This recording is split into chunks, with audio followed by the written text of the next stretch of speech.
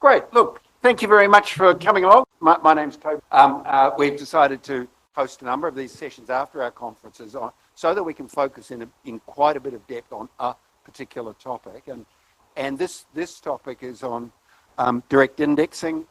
As a result of Damien Claessen's suggestion to us that this would be an interesting follow-on topic. So in many ways, you're attending a conference on direct indexing in a way that a room this size might have attended a conference on managed accounts back in 2002, when only Stuart and I were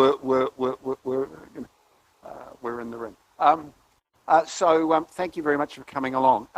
So let me just talk a little about the format, and then I'll ask Damien to come up and sort of kick us off with an introduction about the topic itself. So we'll be having four presenters from within the room and one zooming in, and we'll be trying to focus on a number of different aspects of direct indexing, what it is, how it works, more importantly, how it might work in Australia. So the presenters, first and foremost, Damien Claessen from Nucleus Wealth, who runs a form of this already in a B2C model. Stuart Holdsworth from Financial Simplicity. Stuart Holdsworth from Financial Simplicity, who is Financial Simplicity will be known to many of you as a technology provider. And Tim Bradbury from MSCI, who will be talking about the global experience, or the US experience in particular, about direct indexing and why it's a thing in that market. So now, Damien, without further ado, let me hand over to you to talk about, to sort of put it in context. So I won't take up too much time now, because Stuart and I will be back at the end to sort of talk a little bit more about the bigger picture of it. We do have a direct indexing up and running. We've sort of been running it in sort of beta mode we ran it for about, 6 or 12 months, and we've sort of been running now for maybe another about 6 months in sort of live, taking customers on and running it with people that are outside that sort of beta testing mode. And so what I wanted to do is talk about some of the challenges within Australia and how it sort of all fits together. And so we've got this map up here, just sort of showing the 5 elements that we think sort of need resolution. So you've got the legal and regulatory structure. We're going to come back to that later. There's this idea that you need some sort of base, whether it's an index, whether it's asset weightings. We'll talk about whether you can use ethical overlays and how you're actually getting to that sort of base. So obviously we'll have MSCI will pop in a fair bit on that.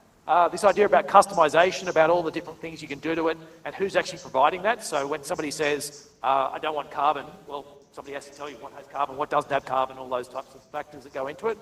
The software behind it, whether it's you're just managing trades, managing what the fund managers are doing behind it, the links with people, and that's where you'll get Stuart from Financial Simplicity. And then the last one, this idea of operational responsibility, that somebody's going to be in charge of this when it goes wrong, and where does that sit? And that whole idea that that you get those 5 right and you have a product. And we'll talk about there's a few different options within Australia, but depending upon what you want to do, which one sits better. So I might leave it at that as an intro. Great, thanks very much. So without further ado, let me hand over to Stuart Holdsworth from Financial Simplicity to talk about the technology. Thank you, Toby.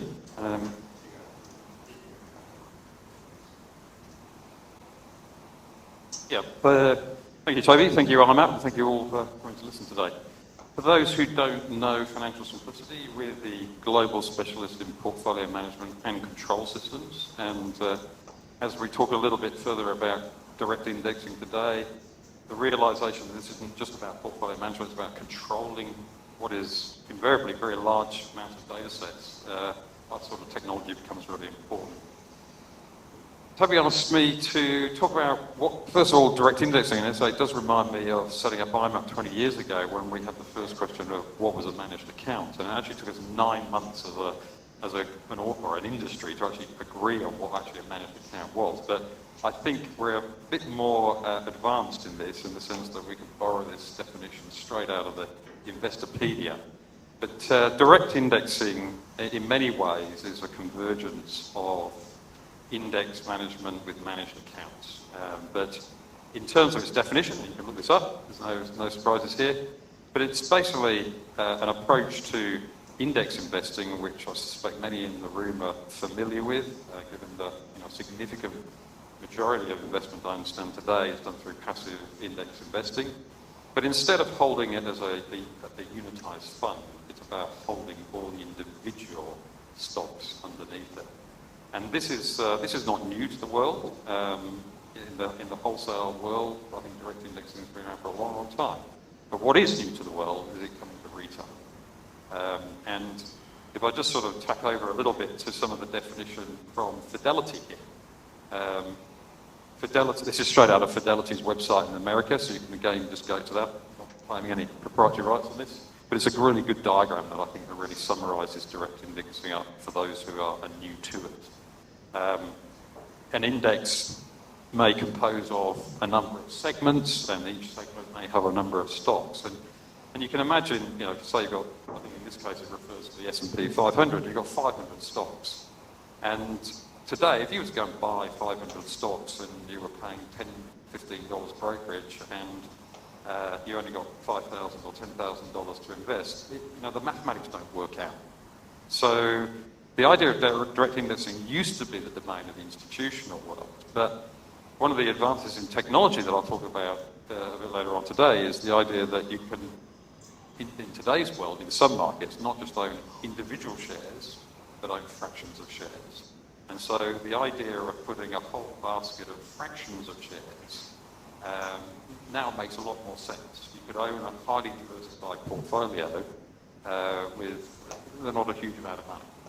And that's really why this direct indexing market is starting to take off, is because the underlying capabilities to own fractional components of shares in some markets, in some environments, has fueled or readjusted the mathematical formula that means this concept of direct indexing can now move from institutional down to retail. But as Damien was talking about, there's also the opportunity where you can start to customize that.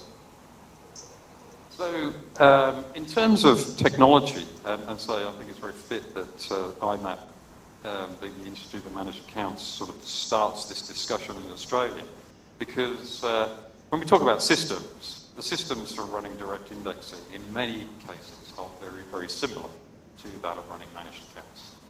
And I often describe the technology stack of the systems you need to run a managed account operation as the left stack there. I don't think I'll particularly need to go through any of them individually how to do, but essentially it starts with customer experience through to being able to manage mandates, to being able to control systems, to monitor the portfolios, and then lastly down the bottom being able to hold the assets and trade the assets and administer those assets. And in today's world, there's a whole plethora of all sorts of different systems that usually do one or a few of these things, but often firms have to put together different systems together to create a whole component stack. So in the world of managed accounts, the key sort of, I'm just calling these the modules or the features that a lot of these systems have had to have in order to be fit for purpose. It's been about, the customer experience for a lot of managed accounts was about choosing a strategy or a model, but then you need the systems to define the models, you need the systems to rebalance the models, and ultimately you need the administration systems to hold the assets and value and report on them. And so I think you'll find in Australia, and it's in most countries today, that's quite a mature stack now, and in many cases in Australia that's inherited inside a lot of platforms. You'll see that they're offering managed accounts that are doing all those capabilities. But the next chapter that sort of it's come in and has sort of been with us for some years but growing quite prolifically is the idea of customised managed accounts, where either clients or their advisors on their behalf want to provide instruction to customise the use of a model portfolio for whatever reason. No law. It's just people don't want to invest in things, or don't want to sell things, or don't want to be exposed to things. It really comes down to the investor specific. And I think we've seen now a growth of what we call customised investment management in a lot of the SMAs or managed accounts around this country. But enter the next world of direct indexing. So the new things that are coming into play to make a managed account platform more applicable or suitable for direct indexing is firstly the definition of index model portfolios from index providers. And then secondly, well, actually I'm going to go down to the bottom first, because coming back to this point about fractional ownership, being able to hold fractions of shares, so that if you do have $20,000, you can buy a 500 stock portfolio and it be reasonably diversified. And that's also synonymous, which again we see mainly out of the US market, with zero brokerage. So, to some extent, it'd be very difficult to buy a tenth of a BHP share if the brokerage was $20. It's, the economics of that are probably quite difficult to justify. But when you get fractional ownership combined with frictionless trading or zero brokerage, it creates this environment where the use of indexing and the ability to rebalance to fractions of investments and fractions of shares start to become a lot more possible. So these things have all sort of arrived at the same time. I think that's the direct indexing era that started. But if you were to look today at the main direct indexing providers in the US, you're looking at people like Vanguard, you're looking at people like Fidelity, Schwab. They don't talk just about direct indexing, they actually accentuate. And part of the wonder of direct indexing that Damien talked about is the ability to make it a lot more customized, make it even more personalized to each individual investor. Add rules around how things can be managed, add what I often call factor tilts or sector tilts and things like that. So in having a completely different discussion with the investor about what's important to them in the way that their money is invested. So using the index as a core, but tailoring it to each individual investor. And so direct indexing plus is starting to emerge and grow quite quickly. It's not just about the asset allocation to the index. There's all these variances that people are introducing into these systems, because frankly, it creates a better investor experience, which creates a better advisor experience. It's all about uplifting the experience of investing from the old days, which I often describe as trying to put square pegs in round holes, trying to get a limited number of products to pick the right investor, to now having literally holes that can be customized to or shapes that can be customized to the shape of every individual investor. And I think if you look at any retail theory around the world, in every industry, this is the gravitational path, because it is actually what is business. Best customer account. If it can be delivered efficiently, then that creates a great business. So this direct indexing plus is the next set of features that are going into systems. And so what we're actually starting to see is a sort of redefinition of this technology stack. The merging of defining mandates and customer interaction is really starting to merge into the world that I call portfolio design. Designing investments for clients, not trying to sell them investments. Making it a size of one. And then combining that is needing the control systems to actually deliver that. Because you start dealing now with huge amounts of data sets. And unlike the older world of being able to deal with things in pre-trade compliance way, you end up with hundreds or thousands of different pre-trade compliance rules that, unless you can systemize and automate, become a drag on the business, not to mention the risk of error. So what we're starting to see in direct indexing world is more sophisticated portfolio design, much more sophisticated portfolio management and control systems, and financial simplicity. We've focused on that for over 20 years. Multi-currency, multi-asset class, multi-account, personalized investment management at scale. That's what we do. But the last part of the puzzle, which is changing as well, is the shift to this sort of zero friction fractional ownership. Now, I think we all know that the US is probably leading this, but we are seeing, and also in the FinTech Forum at Singapore in November, and we were seeing real-time tokenized asset portfolio adjusting. So this thing that I think we've all got to keep an eye on is this whole idea of tokenized assets. I won't bore you to death with the technology of it, but it's all based around blockchains and distributed ledgers. It's not far off what the ASX was trying to achieve, but I think this is coming faster than we may think, and that will fuel, again, the growth of this type of direct indexing approach. So just a little bit about financial simplicity and where we fit in the puzzle. So we're in the business of portfolio design systems and portfolio management control systems. So for organisations, whether it be a fund manager, whether it be a private wealth firm, anyone who wants to be in the business of mass manufacturing personalised investment experiences for their clients, we have a SaaS-based technology. It's not a regulated business. It fits on top of or connects to various different platforms. And so it makes this whole idea of direct indexing or personalised direct indexing, right, any form of personalised managed accounts, to be honest, much more scalable and possible.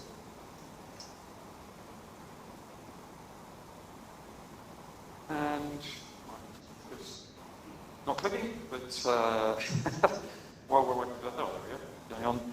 So I think we've got time for a couple of questions. If not, we'll do questions at the end.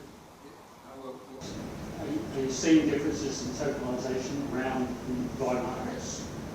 We're talking Singapore. Yeah. Tokenisation trends that we're seeing around the world is the technologies, which are fairly global, but the regulators. And there's I can't remember a project in Singapore, just slipped my mind, but Singapore and the UK seem to be the forerunners for wanting to put regulation around tokenised assets. But I think the US jumped on that bandwagon recently as well. So it's starting to get more of a collective momentum. Yeah, I mean, it's quite great to see it. I mean, people trade and settle instantly. Yeah, no T+1, T+2, T+3, it's just real time stuff. Yes. And I think that's what people expect these days. I think one of the things which comes out of Stuart's presentation, and applies in direct indexing, but I think is a more general observation, is the separation of the portfolio management technology and process from the traditional platform world of admin, custody, super member record keeping. I know in my own business in Philo, that's exactly the model we're going down, that the level of portfolio control that you want as a portfolio manager or advice firm or managed account provider is greater than you typically get from any individual platform. And more importantly, what you want is a single set of controls that are platform agnostic. Yeah. So that's a little bit of a detour. I think that's a very good point, Toby, and I think that reflects, it's the natural evolution of an industry that's started in product distribution and moving to all about client success. The platforms are scale businesses for execution, settlement, reporting, keeping assets safe, all that sort of stuff. But the reality is what we're starting to see now in the industry is a shift towards using digital methods for interaction with advisors and clients. Using not paper and discussion, but actually using digital methods, because it becomes a highly interactive process. And I think Tim's going to probably show a few slides of his portfolio construction capabilities. But this is the new game. It's the new game of who can define the best experience and who can win what I call the portfolio co-pilot wars. It's going to get a vastly competitive space.